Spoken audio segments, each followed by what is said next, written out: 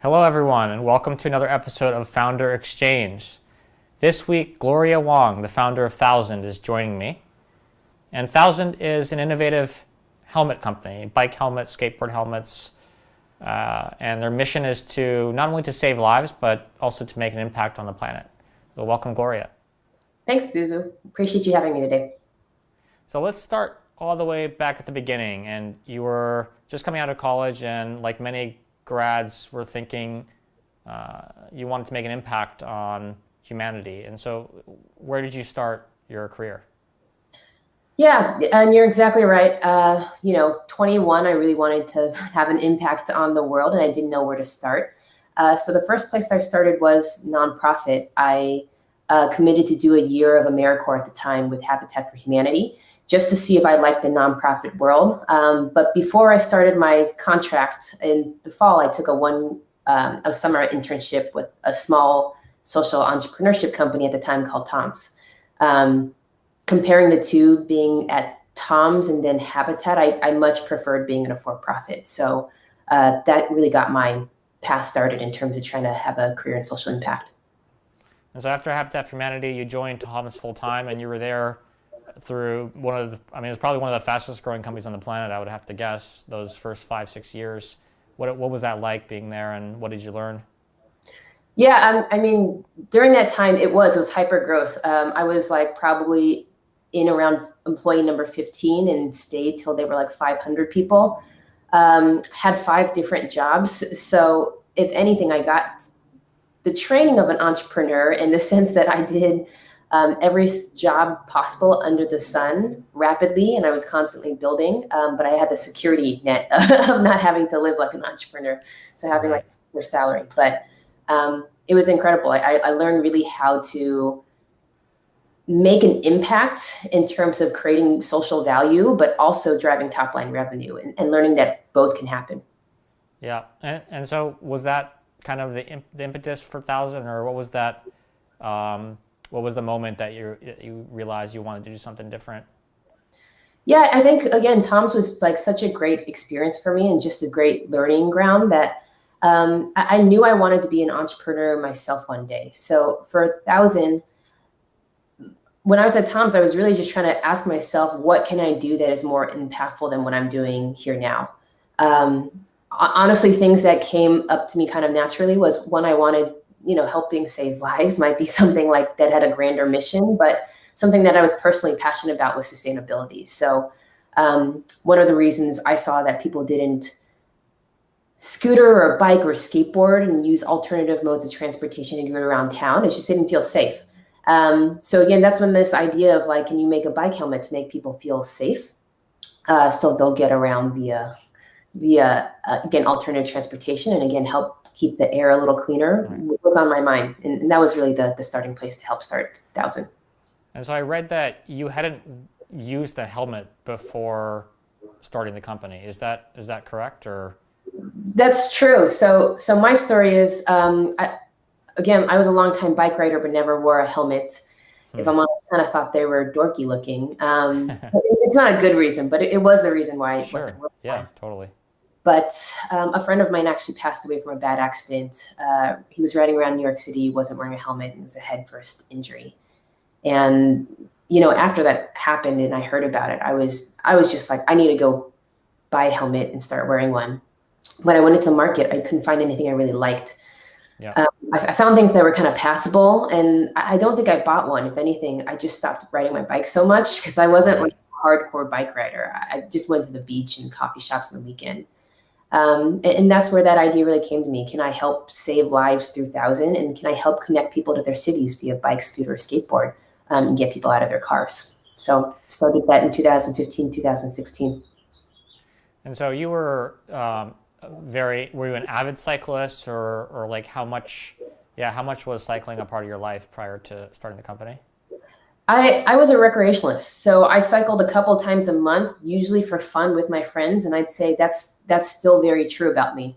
Most people, I think, in the U.S. are recreationalists. I think 80% is the current staff. So for me, I was looking for product that fit my lifestyle versus maybe fit the enthusiast lifestyles who did 50 the weekend. I just like to get around town, and sometimes I bike to work. So really more of a recreationist and commuter. And I really feel like the last, I don't know the numbers because I'm not in the industry, but the last like 5-6 years, bicycling has, especially in Europe and other countries, and possibly in the US as well, bicycling is just growing. Cycling is growing really, really fast for transportation, for exercise. Did the numbers kind of tell that story as well? Yeah, absolutely. And I'd say beyond biking, it's micromobility and it's urban Right. mobility. Like that boom is, I think, been probably happening for 10 years, but really picking up pace in this past 5 years. And I think that's just when you look at the way urban cities are built, most people are taking trips under 1 mile, under 3 miles. I think total trips taken in the US under 3 miles is something like 60%. Even if you think about the way you get around. So it doesn't really make sense that we're always in our cars. Right. And that's why you're seeing, again, I think this rise in alternative mobility. Yeah. So I'm going to show you something that might make you upset, and I want you to tell me what you saw in this that you didn't like, because this is my helmet, and I know that you had mentioned that everything kind of looked futuristic. Because I mean, if you go to buy a helmet today, they all kind of have this aerodynamic looking, and they feel very cheaply made. So what did you want to fix about the design of helmets, and what makes you upset about this, if anything? I will say genuinely, nothing makes me upset about it in the sense that if you're wearing a helmet, my belief it is better than not wearing a helmet, and your Yeah. ultimate goal should be being safer.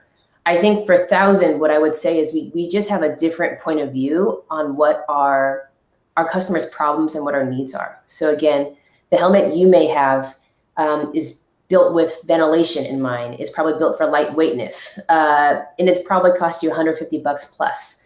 So it's built for someone who's riding maybe 50 miles on the weekends and then being a daily commuter. The type of rider I was again, I ride to the coffee shops, I ride to the beach on the weekend, I ride with my friends if I'm going to like a critical mass or something like that.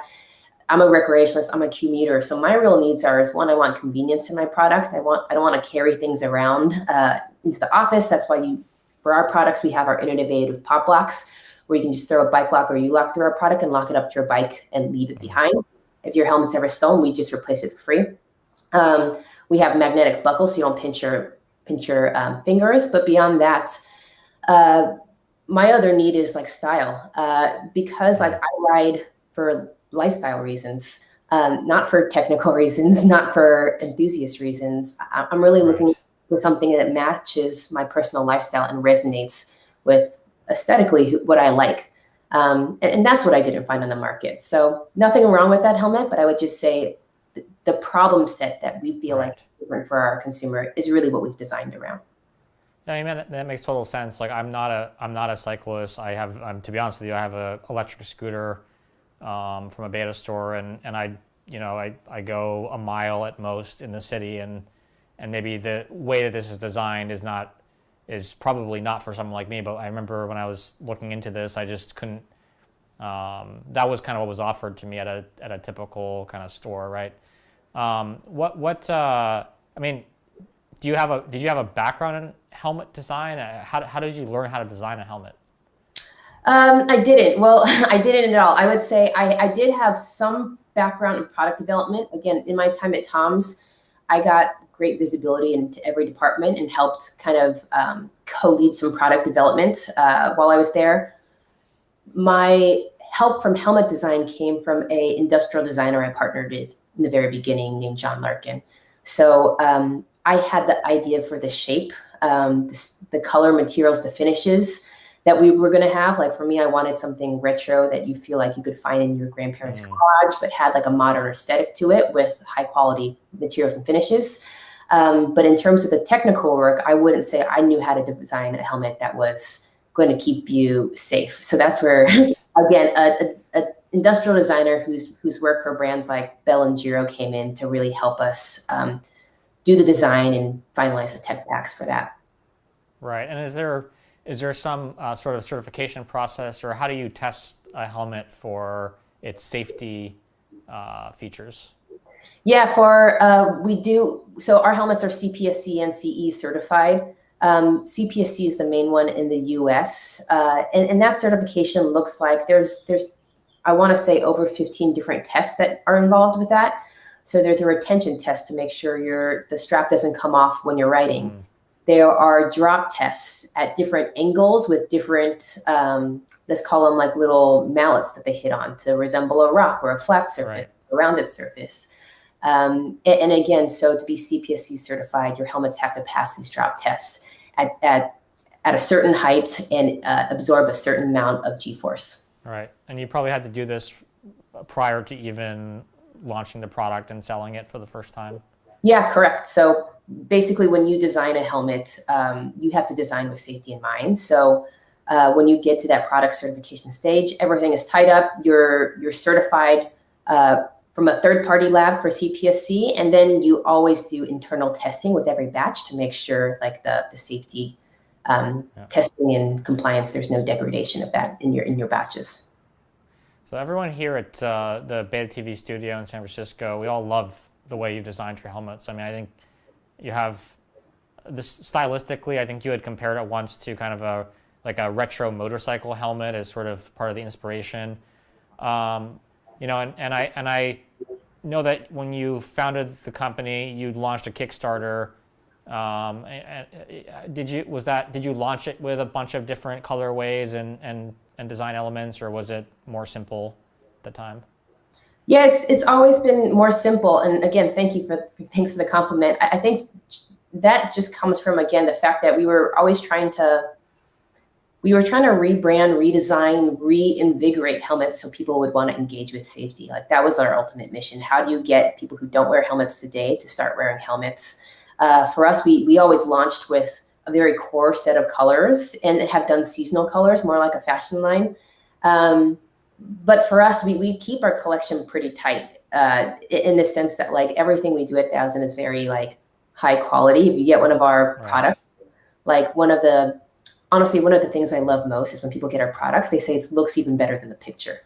And I love it more than I thought I would, which is like great for me. I think we have a great creative team with great photography. And that's on purpose. Like the goal for our products is to make sure like they're incredibly useful, incredibly high value for what you're getting. And then again, right colors, materials, finishes. Yeah.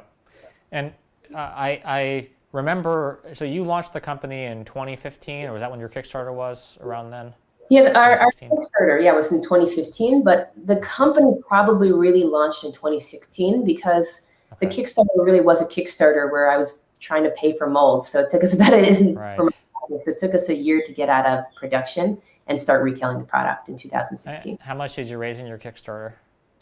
A little over $250,000. The goal was to try to raise $20K. And again, no paid advertising or anything like that. Just you said your goal was to raise 3,000.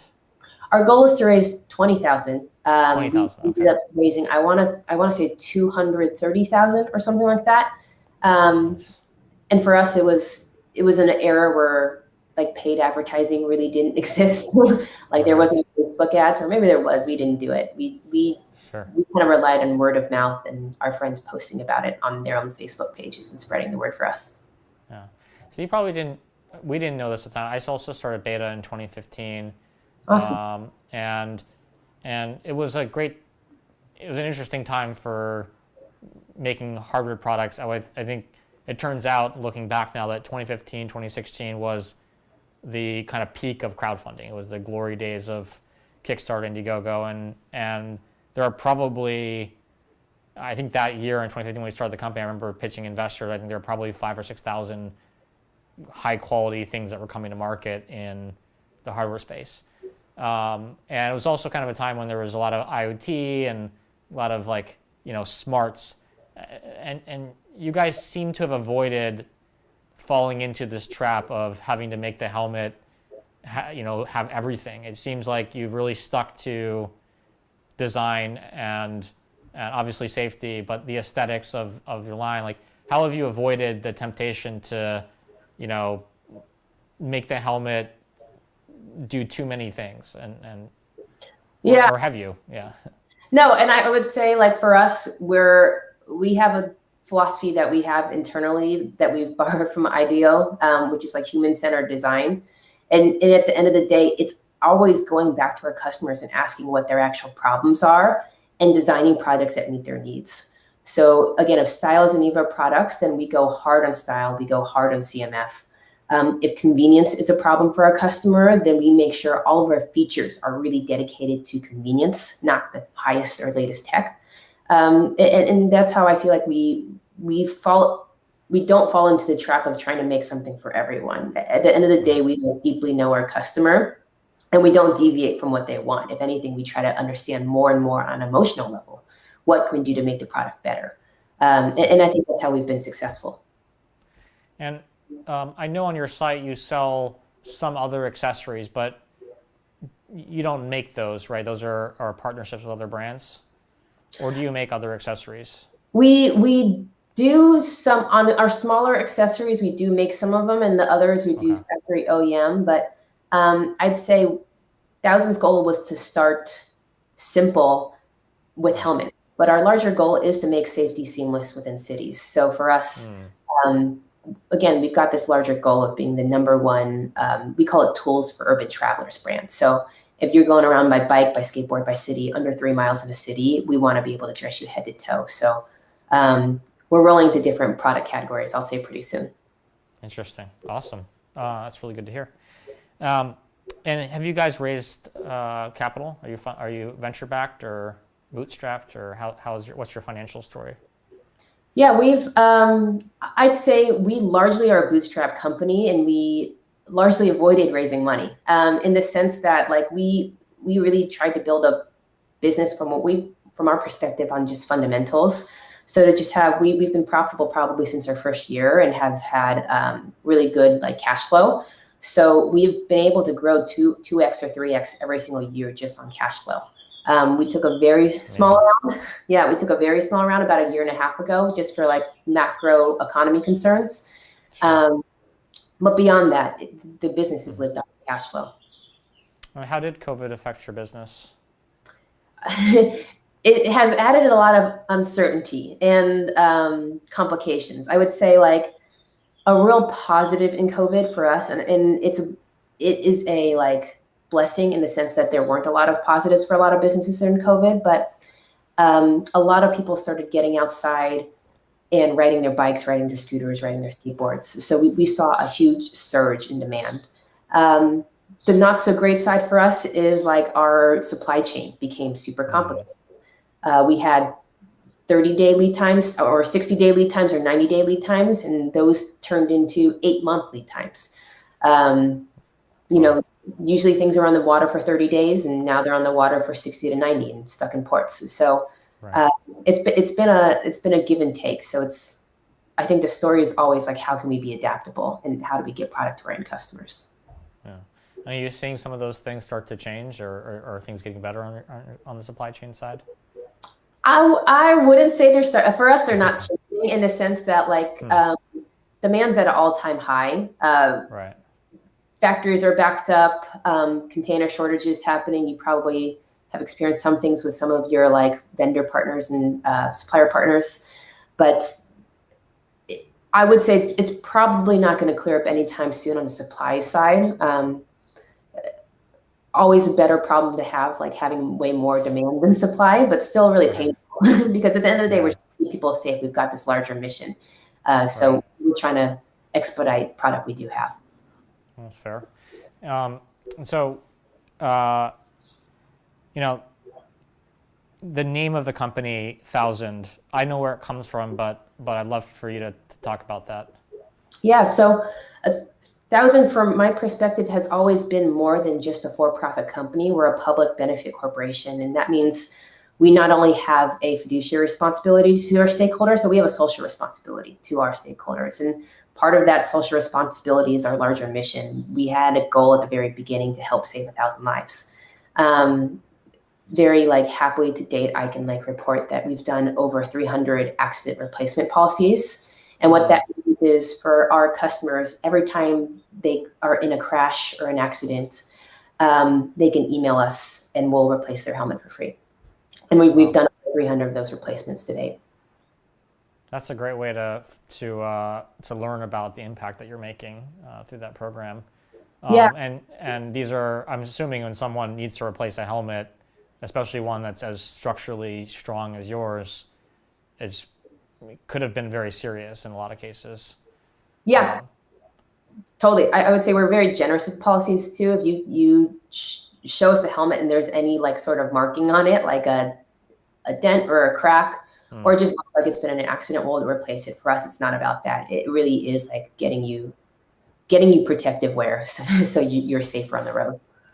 Oh, I love that. And you also have a social impact program as well? Yeah, we have a couple, but Okay. I would say again that larger commitment, also going back to the planet. We're a climate positive business, and what that means is we've offsetted 100% of our carbon emissions every year. And beyond that, we are offsetting or committed to offsetting 10% more in addition to that. And we let our customer decide where we donate the additional 10%. Beyond that, in Thousand, we have like various programs throughout the year. We call it Thousand Gives. And that's really been for our employees to give back to the nonprofits that they're most passionate about, that align with some of our values. To date, we've donated over hundreds of thousands of dollars to nonprofits around the world. Amazing. And when you think kind of for the next couple of years, and you mentioned product line expansion, which makes a lot of sense. How else are you thinking about the impact of your work? Is this an area that you spend a lot of time on, and or is it something that you kind of set up, integrated with your e-commerce site, and let it happen?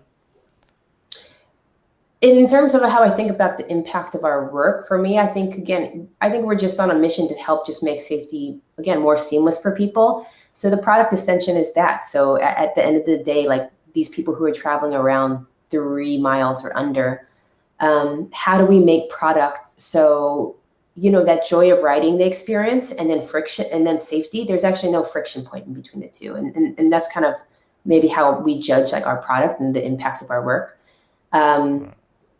In terms of growing the company, it's probably all of the things all startups experience, in the sense that like there's a lot of change every year.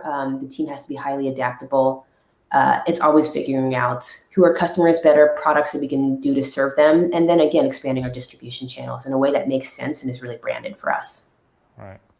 Well, let's talk about. We have a couple more minutes left. I mean, let's talk about building the company building aspects. I think, to be honest, there are few and far between. Are there startups that are mostly bootstrapped and actually profitable for many years? I'm curious about how that's changed, or at least I run a venture-backed company, and so I have a very specific lens on this problem. But I mean, what do you think? What have been some of your biggest challenges in general over the last 6 years?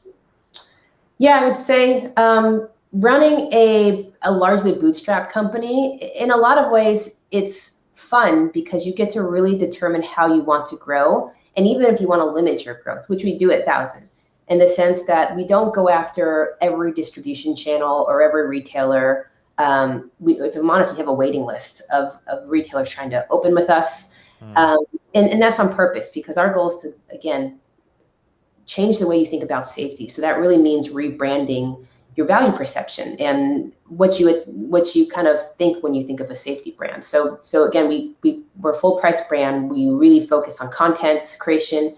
We really focus on telling our story. We really focus on community. Those aren't metrics, I would say, that are super aligned with like all the time to a venture-backed company. Sure. And because again, we're planning on being around for the long term. So right. We feel like we'll get the growth down the line if we set up the foundation. And proven true to date. Again, our growth has been largely organic every year, but we've grown 2 to 3x every year. So you see yourself running this company for the rest of your life? Well, I don't know. It's a great question. I guess I've never thought about that. I know I'm highly committed to Thousand all of my life, in the sense that like, this is a mission that I'm really passionate about. Our company's full of people that I really care about.